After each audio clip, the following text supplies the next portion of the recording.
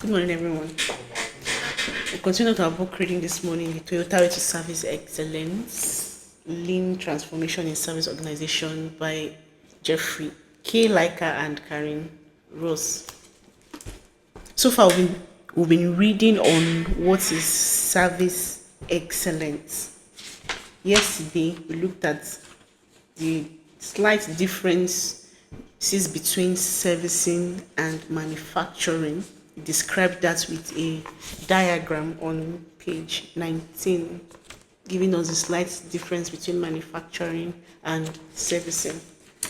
We also looked at the four types of service organizations, which are mass goods distribution, personalized goods distribution, standard experience, and personalized experience. So it was telling us the four categories of service organization. There are services that are personalized, there are experience that are standards, and there are also experience that are personalized experiences. It also gives us a diagram of what service tangibility is and how you can categorize these four services in a diagram. Said it's customization of services. So today on page 21, we'll continue from there, still under four types of service organization. I'll continue from where we stopped. It says, as a general rule, as we move from mass goods distribution to personalized experience, the service becomes more complex. By complexity, we mean there is a higher level of tactic knowledge involved. Knowledge that is learned through repeated experience and cannot be easily documented as a standard recipe. In figure 1.9, we give examples that might fit in each cell. Any typology is an oversimplification, and this one is no exception. Any complex organization provides a variety of service that fits into more than one cell. They are called centers incapable companies that handle standard inquiries, that is standard experience, and also solve complex customer problems, that is personalized experience. The purpose of this model is to provide a starting point to think about the approach to improvements that will be needed. We will see in chapter 6 on improving processes that the more conventional approaches to lean method, like developing a documented, standardized process and developing a timed rhythm to the work, can be more easily applied to mass goods distribution and needs more adjustments to apply to a personalized experience. So what is service excellence? So we've discussed and bisected services to the point that the concept is barely recognizable as a distinct category. You still need to define service excellence. The starting point is the same for manufacturing and servicing: the customer. What does the customer experience? How satisfied is the customer? To what degree are we enhancing the life of each customer? The process of understanding the customer and properly designing the service is similar to creating excellent product design. We must understand what customers expect and then go beyond that, giving them the unexpected. As Henry Ford quipped, if I asked people what they wanted, they would have said faster horses. We cannot expect the customer to know what would address their needs. They are not the designers of the service and are generally limited by their own experiences. Once the service is designed, we need to deliver on time. When the customer wants it right for the first time, In this sense, customers' needs are the same for all four quadrants of our service typology. Yet, there are some differences.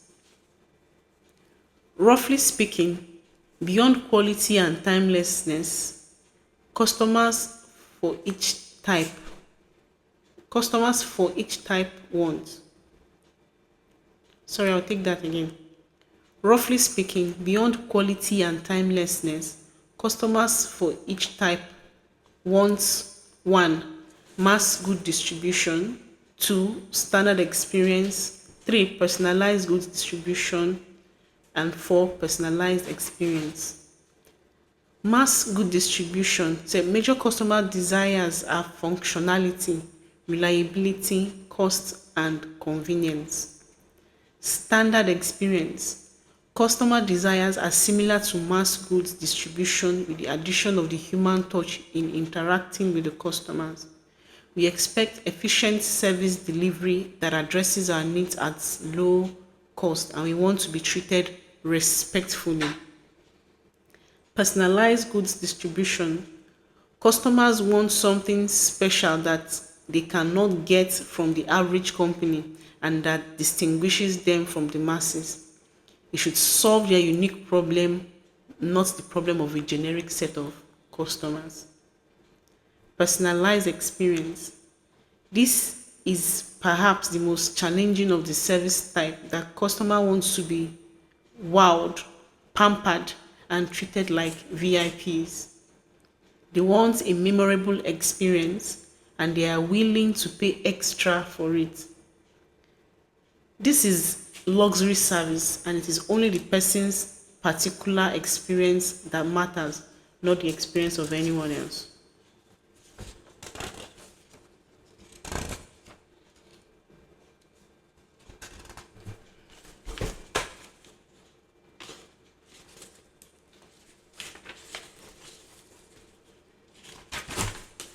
Okay. Next one say, does service excellence matters? Does service excellence matter? Excellent firms don't believe in excellence, only in constant improvement and constant change. Tom Peters, author of The Little Big Things. According to the US Bureau of Labor Statistics, the manufacturing sector is expected to lose 549,500 jobs between 2012 and 2022, an annual rate of decline of 0.5%. In the same time period, service sector jobs are expected to increase from 116.1 million to 113.2 million. This means that by 2022, the service sector will account for more than 90% of the jobs that will be added to the American economy. As more jobs are added and the service sector grows, customers will have an increasing range of options to choose from. In the face of increasing alternative for customers, the question then becomes, how can service organizations keep the customers that they already have and attract and keep new customers? The answer is by continually improving their services. A 2013 Accenture Research study found that in 2012, 51% of customers switched service providers because of poor customer service experience, causing $1.3 trillion of revenue to be transferred between companies in the United States. Banks, cable and satellite providers, and retailers were among the most often switched services. For service organizations in today's economy, customer service excellence is no longer a choice, but it is a necessity. Stories abound about remarkable service experience in highly benchmarked companies like Ritz-Carlton and Four Seasons. If you have stayed at Ritz-Carlton in the past and had indicated a preference for certain things such as fresh fruits, feather pillows, black inks in the room pen, or reading materials. This would all be waiting for you in your room.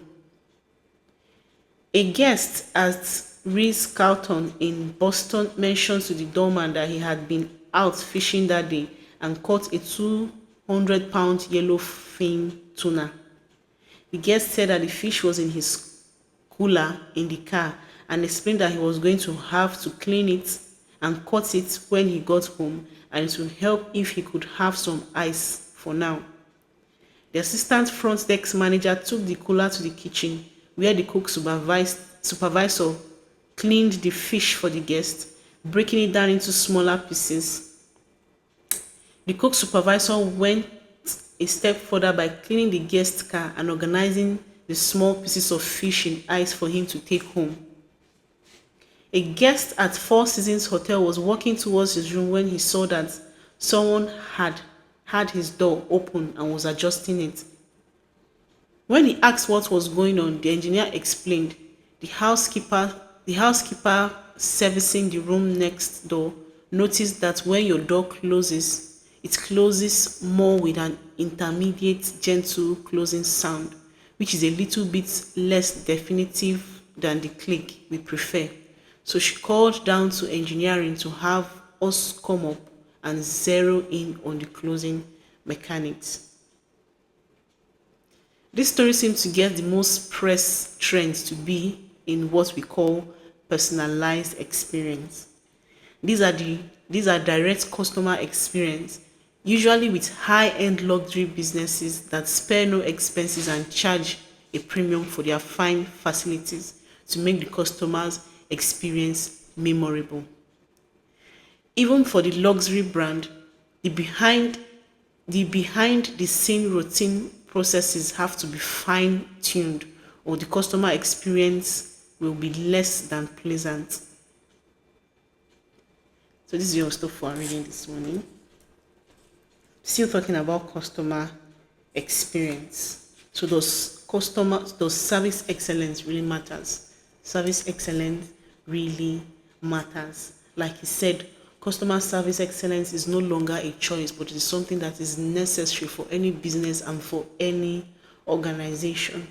If we're listening attentively, we will learn something from these two stories about Ritz-Carlton and Four Seasons, how they went beyond the customer's expectation to make sure that they gave these customers or these clients an exceptional and excellent customer service.